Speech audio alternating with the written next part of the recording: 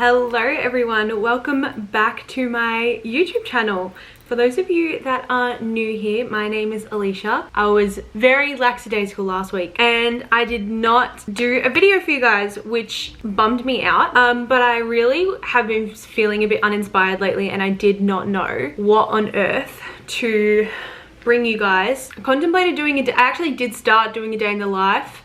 Wasn't feeling the passion for it. Then I was like, no, you're not thriving, you're not loving this. But you guys did really enjoy my last video that was recreating Pinterest outfits. However, as a small, very small creator, I am not one of those girls that could just keep pumping out those kind of videos because my wardrobe does not allow for it. I do not have enough options for me to keep making those videos every week, and everyone's just gonna be like, okay girl, like, we've seen that jacket like 64 times, but that is my only jacket. So like, what can I do? So this week I decided to still use Pinterest and inspiration and stuff, but I did want to focus on upcoming trends for 2024 spring season. Now, whether you're a trend girly or you're not a trend girly, this is what confuses me about trends. So people get upset when people follow trends.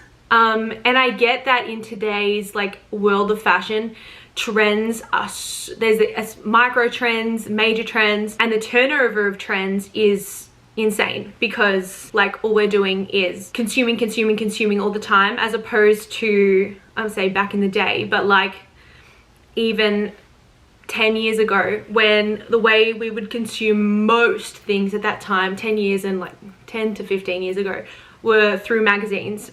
Specifically fashion content was through magazines, which, you know, you'd get every 2 weeks, once a month. So trends definitely develop differently. In saying that, trends, by whichever name you want to call them, have always been around in the fashion industry. That like, new things come and go, they become in style, they become trendy, and that's what a lot of people are wearing. That's what shops are producing. That's what stores, clothing brands are producing. That's what people are buying. That's what people are wearing. And then over a period of time, that sort of stuff fades out and new ones come in.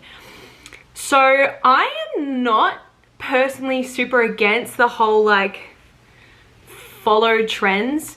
I wouldn't say I like massively jump on trends, but I don't view it as something that like, oh, people don't have their own style.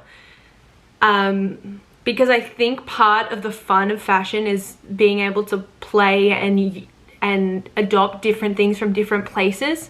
I don't know. I love fashion, and I love that things, you guys know, if you watch any of my stuff, I have so much vintage stuff. I love vintage clothes, vintage accessories. I love that stuff was once a trend, although back then it probably wouldn't have been referred to as a trend, and it has come back and now things are wearable again, and you can access them through vintage outlets. Anyway, that's my 10 cents. Today's video is going to be about trends. I'm going to go through 5 or 6 different trends. I'm going to show you different ways to dress them. Hopefully you guys like it. It's a bit of a different kind of video because I will just be sort of sitting here and chit-chatting you through. But if there's one thing I don't struggle with in this life, it is chit-chatting. Lulu's just like crawling around my feet, so okay. I also know that this video is probably a bit premature because some of us are still in winter, and that's totally fine. Speaking to what I was touching on before, that a lot of these pieces are accessible through vintage sources, which is how I like to collect a lot of my pieces in my wardrobe. Allowing that a little bit of time before spring allows you to sort of like go and source those pieces if you want to. Obviously people can't just go out straight away and buy stuff, not that you would have to anyway, but if that is what you wanted to do and you wanted to sort of update your wardrobe, spruce up your wardrobe a little bit for this spring, then, you know, maybe you have to save, or you have to put aside some money, or like I said before, if you want to source vintage, then you're going to have to allocate time to sort of go and do that. You can't just go and grab what you know is going to be there because you saw it online, because obviously that is not the nature of thrifting or vintage shopping. The first trend that I would love to talk about is animal print. You can see we have a little bit of leopard, a little bit of snake, a little bit of zebra, a little bit of cow print, I am going to go straight out there and say I love animal print. This is the trend that I had a lot of in my wardrobe. In Texas now, I feel like this is kind of like flourished, especially with the cow print, but even before that, my mum always had a lot of animal print in her wardrobe, through accessories, through clothes. She has like a faux zebra long trench coat that she thrifted, and it is like absolutely stunning. I love the symmetry between patterns, natural occurring patterns, so animal print, and how that can make your outfit look bold. You can also sort of pretend to this organic feel of your outfit, because we see and we recognize that these prints occur naturally. You know, it's not polka dots. So you can see it's being done in so many different ways. At the moment, leopard is kind of the front runner for this trend. A lot of people are using leopard accessories, leopard print pants, tops, dresses. There's a lot of leopard dresses that I'm seeing at the moment. I have one. I wore it to a wedding like 2 years ago, and I'm so excited to break her out again, because like, especially when you buy an expensive dress and you get to wear it again, like, yes, I'm so excited. Leopard is definitely the front runner for this trend this season. It is very easy to add into your wardrobe. I know it seems bold, but it is very easy to add into your wardrobe through accessories, through sunglasses, shoes, and bags. That is the easiest way that you're going to find that you can incorporate this into your wardrobe. Brown and neutrals have had a strong hold on our style the past couple of years. Leopard will really lend itself to sort of anything brown. In saying that, you can mix and match this easily. It just depends on your confidence level and how you like to wear prints. Like I said, the easiest way to integrate this, similar to what I said in my previous fashion fall favorite vlog, with the red, when red was really trending, start off small. If you want to integrate this into your wardrobe, buy a piece, a small piece that you can integrate. Like my pick was a red cardigan, and that was the only red thing. I love the red shoes, I love the red bag.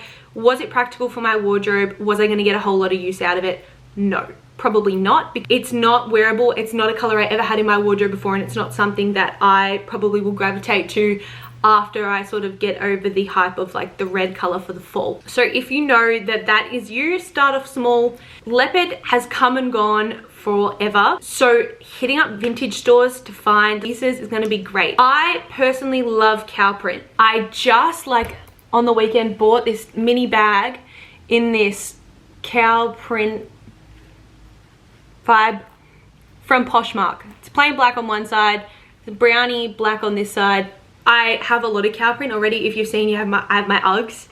I have a belt. I love cow print. It is, to me, such a beautiful integration of, you know, classics like a brown and white or a black and white.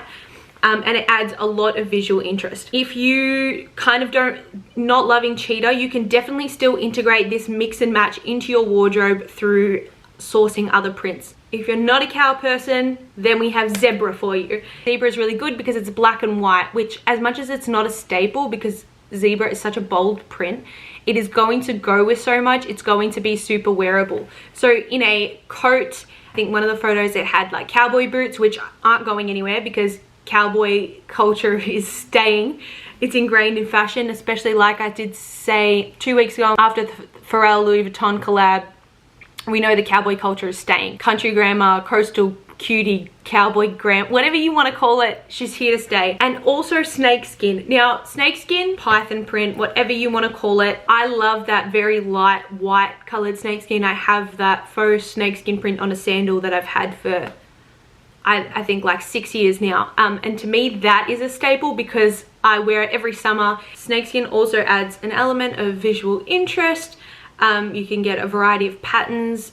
Print can be in smaller sizes and larger sizes. On a belt, it looks great. And also, like I said with leopard before, it's something that has definitely fluctuated in terms of coming in and out of the trend cycle. So very easy finds in vintage stores. My biggest, honestly, like I know I keep coming back to it, but my biggest advice with this is go to vintage stores and source these animal print pieces from there. I'm not out to bang on anyone's budget. I am not like that. I have bought from the cheapest of the cheap before. If it's something you like and it's wearable, go for it. in my experience, buying very cheap animal print looks cheap because our eyes are so accustomed to seeing these organic, like natural patterns. I feel like we're so attuned to noticing when something is not quite right with it.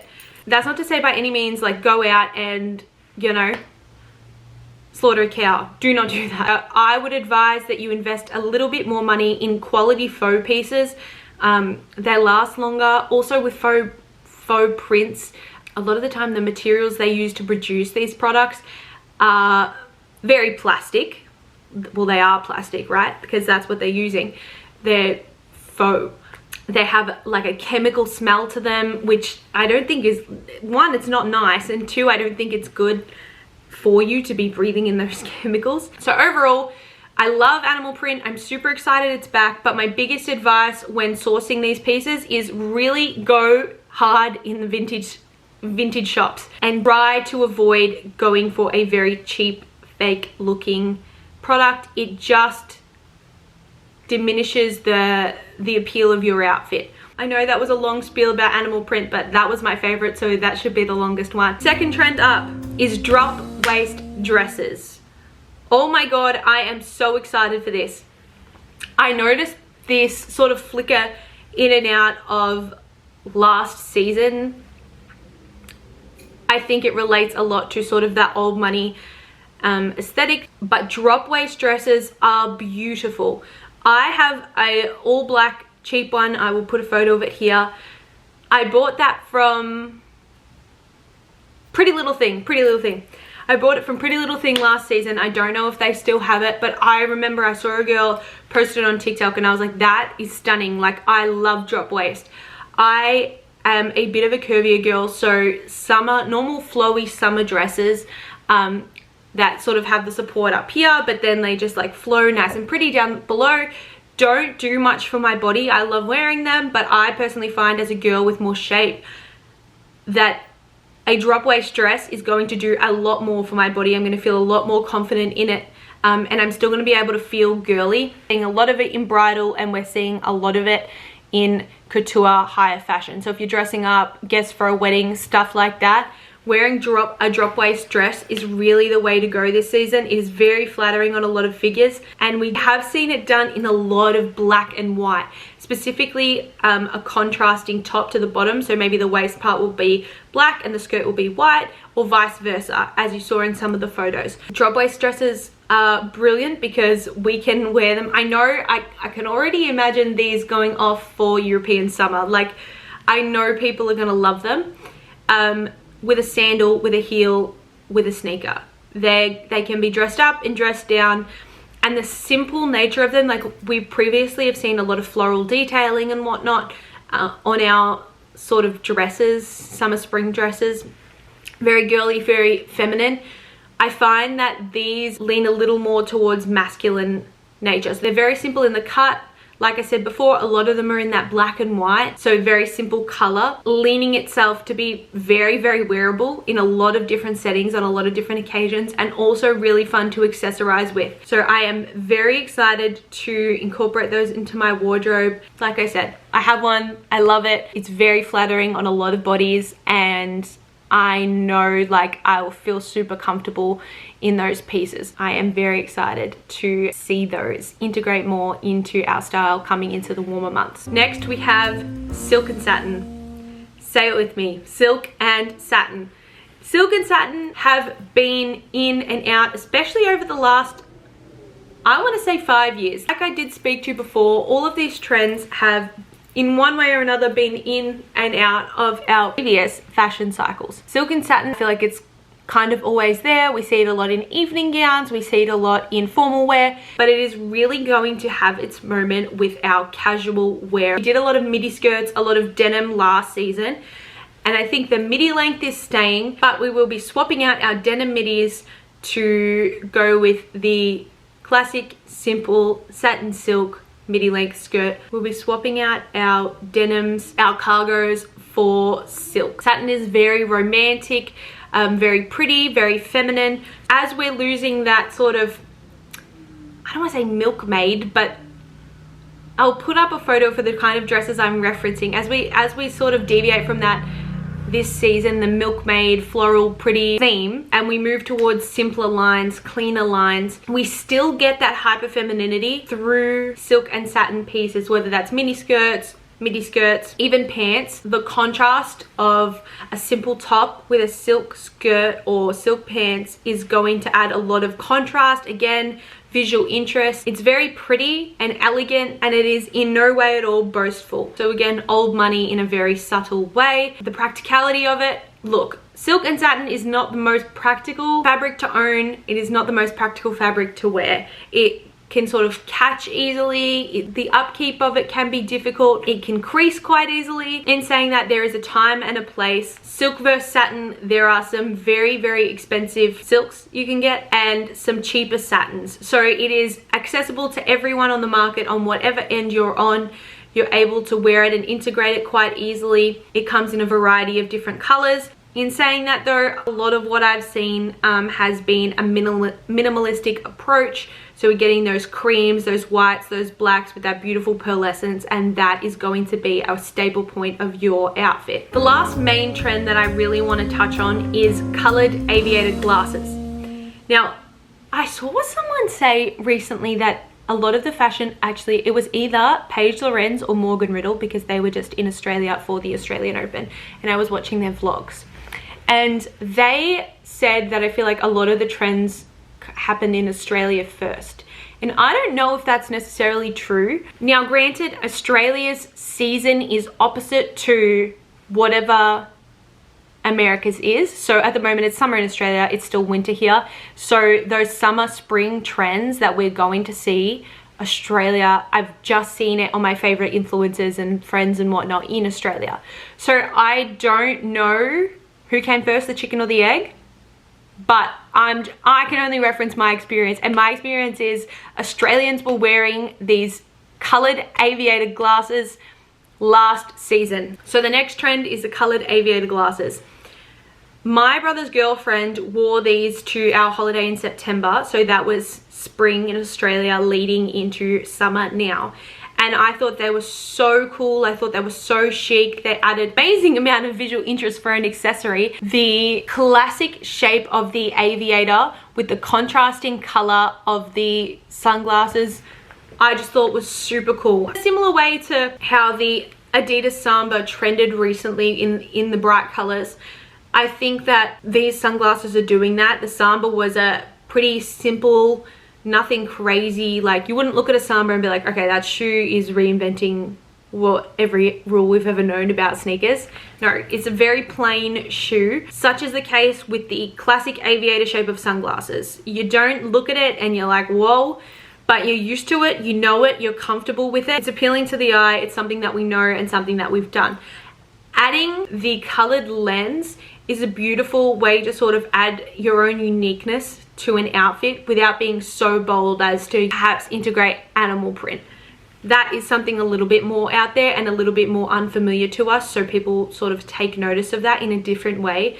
These colored aviators are super fun. You can definitely get some cheap ones. Again, cheaper, more expensive, you can find both. I love the aviator shape. I think it does a lot for most people's face shapes. Like I said before, I think it's beautiful. I think it's classic. There's nothing crazy about this trend, but I do think we'll be seeing them a lot more. I think they're heavily influenced by the vintage retro culture that is obviously dominating our media consumption at the moment and has been, but you know, I'm all about it. They're very accessible. You can get them at either end of the price range. They're a beautiful and different way to add color to your outfits. They're also super practical. We're going into spring, warmer months, brighter days, add some sunnies. They were my main trends that I was really inspired by when I was researching this video. Of course, there were a lot more, so I did want to touch on those. I didn't want to do a whole segment on this, but like I said, I've mentioned it a couple times in this video. Black and white is heavily dominating our spring wardrobes,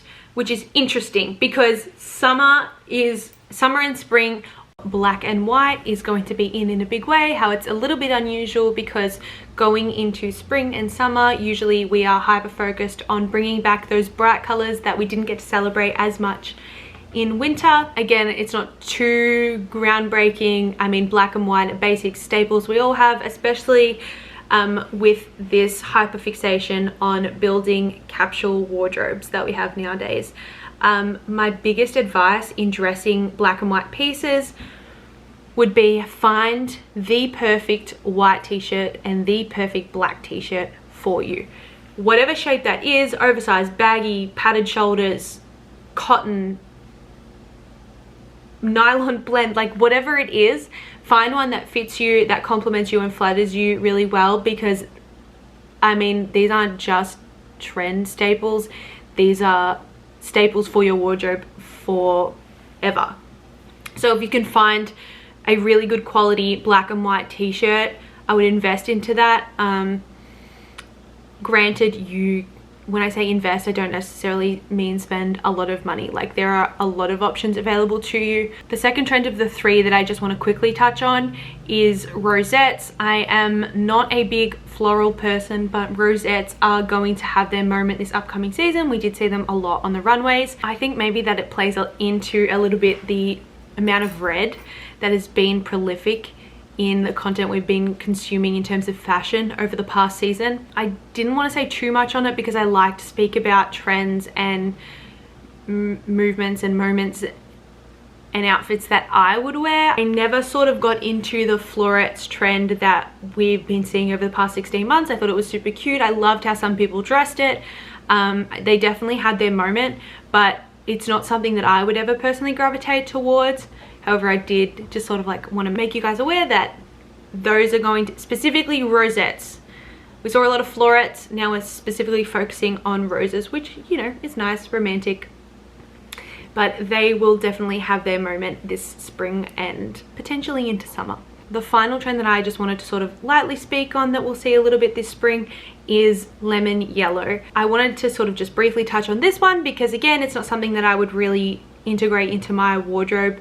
I don't wear a lot of yellow. I wear gold jewelry, and that's about as yellow as I get. It's not a color that I love on me, and it's not a color that I think is super wearable. I mean, I don't know. It's just not something that is for me, but granted, this is not all about me, so I did want to touch on it. It's definitely had its moment, and I've seen a lot of people debating whether lemon yellow is going to stick or twist, I guess, in these upcoming seasons. I think it'll stick. I think it's very pretty. I think it lends itself to the pastels that we like to bring out in spring in preparation for the saturated bright colors of summer. I do like it in a monochromatic look with a really pretty sort of like tunic top and maybe a midi skirt, something like that. I think that's really nice. I just think it is such a hard color to pair with other colors that I don't see it as super functional. Granted, not a lot of colors are super functional unless you love to wear color and you mix and match a lot, which I do, but personally, yellow in any form is not really for me. If you love yellow, if you've accumulated pieces, because I know it was sort of really big in the past summer, then keep them. They're going to be wearable and you're going to be able to integrate it into your wardrobe again in these coming months. So we have touched on animal print, drop waist dresses, silk and satin, colored aviator glasses, and then we've sort of briefly touched on white and black, rosettes, and lemon yellow. So I think that's a pretty good start for what we're going to see a lot of.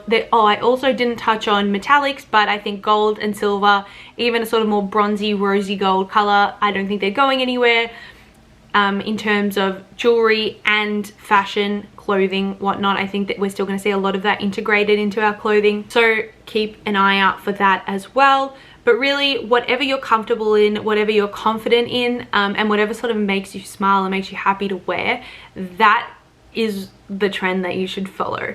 I love these pieces. Make sure, especially for animal prints, you are checking out your favorite vintage sources, because that is going to be the most sustainable way to find good quality animal print. I had a lot of fun making this video. I felt like I was just talking the whole time, which I really was.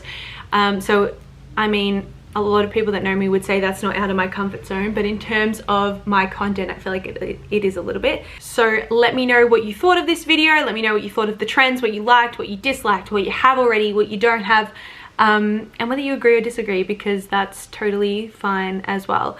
Thank you guys for watching. If you have stayed and watched this long, next week's video will be an LA vlog because Nick and I headed there this Saturday. I'm super excited for that. So stay tuned. Thanks so much for watching. Love you guys.